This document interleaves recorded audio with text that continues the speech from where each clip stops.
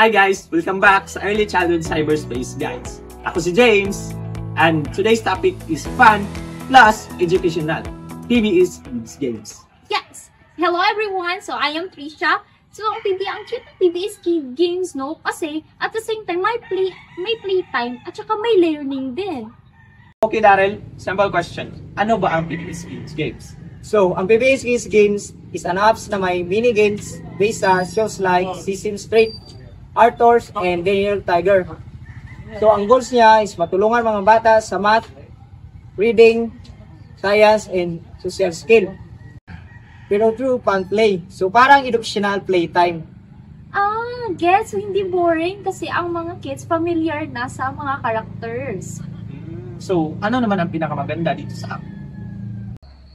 Simple lang, merong child-friendly, easy to use, may offline mode, at safe, walang public chat. At dahil mini-games, kids learn little by little. Kaya maganda pag short break. Kasi pangpalipas siya, pero may learning din.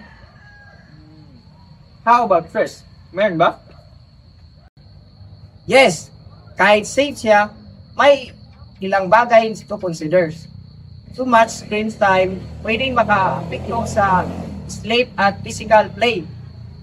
Some games are too simple, baka mabilis ma-board ang fast learners. Minor data collections but controlled naman. So reminder pa rin to guide kids and safe limit. So, tips para safe and effective.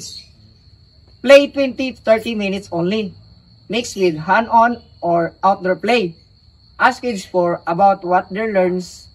Bond with them habang naglalaro. Ang cute naman kapag may kwentuhan after kasi nare-retain yung learning. Yeah, plus teacher and parents can become a part of a fun and fun way. Di ba? So, PBS Kids Games equals safe plus educational as long as may guidance.